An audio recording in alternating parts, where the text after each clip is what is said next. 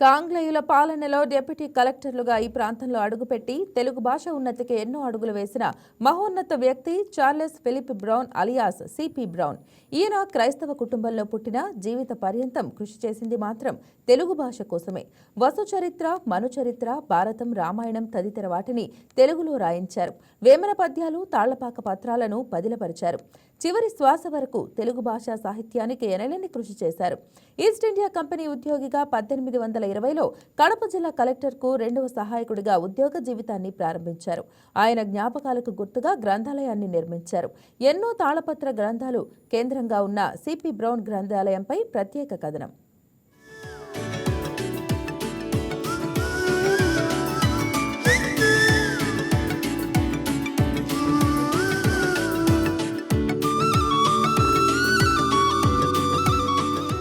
తెలుగు భాషా వైభవాన్ని ప్రపంచానికి పరిచయం చేసిన ఆంగ్ల దొర సర్ చార్లెస్ ఫిలిప్ బ్రౌన్ పేరుతో కడపలో స్థాపించిన భాషా పరిశోధన కేంద్రం నేడు సాహిత్య ప్రేమికులకు, పరిశోధకులకు ఒక ఆధ్యాత్మిక నిలయంలా నిలుస్తుంది. ఇది కేవలం ఒక గ్రంథాలయం కాదు, ఇది తెలుగు సాహిత్య చరిత్రకు సజీవ సాక్ష్యం. ఈ కేంద్రంలో ప్రస్తుతం దాదాపు 1,00,000 గ్రంథాలు భద్రంగా సంరక్షిస్తున్నారు.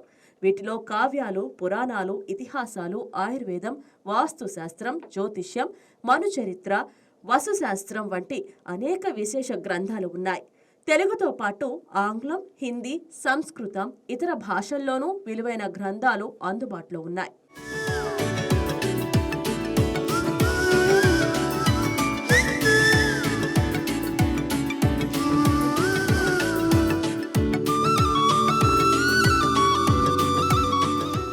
CP brown east India company ఉద్యోగిగా 1820లో కడప జిల్లా కలెక్టర్కు 2వ సహాయకుడిగా ఉద్యోగ జీవితాన్ని ప్రారంభించారు.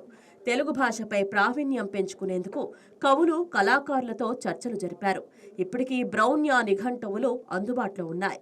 విధి నిర్వహణలో భాగంగా జిల్లాలో పర్యటించేటప్పుడు ప్రజలు వినతిపత్రాలు ఇస్తే వాటికి తెలుగులోనే సమాచారం ఇచ్చేవారు. ఆయన ఉంటున్న నివాసాన్ని బ్రౌన్ కాలేజీ అని పిలిచేవారు.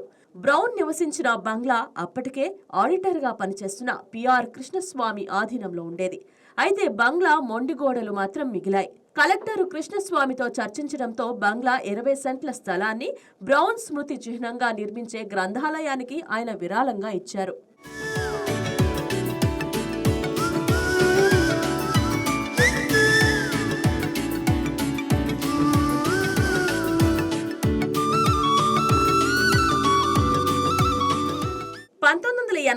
లో జంధ్యాల హరినారాయణ కలెక్టరుగా వచ్చారు. వారి సూచనలతో డిసెంబరులో సిపి బ్రౌన్ స్మారక ట్రస్ట్ను ఏర్పాటు చేశారు. గ్రంథాలయం నిర్మాణానికి తెలుగు గ్రామీణ పథకం నుంచి కలెక్టర్ 3.05 లక్షల మ్యాచింగ్ గ్రాంటు మంజూరు చేశారు. 1987 జనవరి 22న గ్రంథాలయ భవన నిర్మాణానికి శంకుస్థాపన జరిగింది. ఆ నిధులు చాలకపోవడంతో గ్రంథాలయ నిర్మాణం కోసం విరాళాలు సేకరించారు.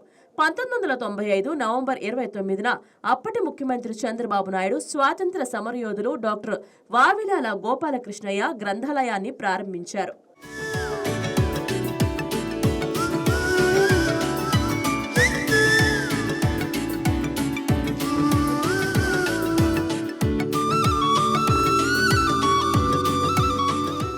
ఇంతింతై వటుండింతై అన్నట్లుగా సిపి బ్రౌన్ గ్రంథాలయం ఎదిగి భాషా పరిశోధన కేంద్రంగా మారింది. శ్రీ వెంకటేశ్వర యూనివర్సిటీ అనుబంధంగా 2005 అక్టోబర్ 1న సిపి బ్రౌన్ ప్రాంతీయ తెలుగు భాషా సాహిత్యాల పరిశోధన కేంద్రంగా ఆవిర్భవించింది. 2006 మేలో రాష్ట్ర ప్రభుత్వం కడపలో యోగి వేమన విశ్వవిద్యాలయం ఏర్పాటు చేశారు. అదే ఏడాది అక్టోబర్ 1న గ్రంథాలయాన్ని సిపి బ్రౌన్ భాషా పరిశోధన కేంద్రంగా మార్చి యోగి వేమన విశ్వవిద్యాలయానికి అనుబంధ సంస్థగా అప్పగించారు.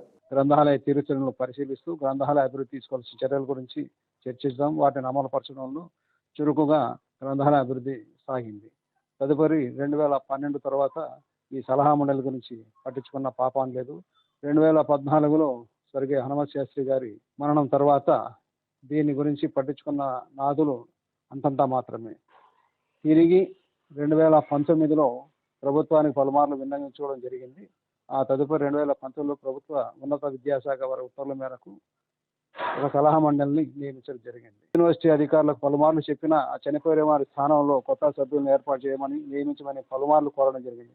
లైబ్రరీ గ్రంథాలయం పట్ల, గ్రంథాలయ నిర్వహణ పట్ల అనుభవము, ఆసక్తి, చిత్తశుద్ధి ఉన్న వ్యక్తులను సలహా మండలిలో నియమించమని, అలాగే సాహిత్య రంగంలో లబ్ధ ప్రతిష్ఠులైన వారిని ఏ విధంగా సాహిత్యపరంగా గ్రంథాలయం అభివృద్ధి చేయాలా అన్న విధంగా ఆ ఆలోచన సరళితో ఆలోచించే వారిని, గ్రంథాలయానికి ఉత్తరోత్తర వారి సేవలు బాగా ఉపయోగపడతాయని భావించే వారిని సభ్యులుగా పెట్టుకోమని కోరడం జరిగింది.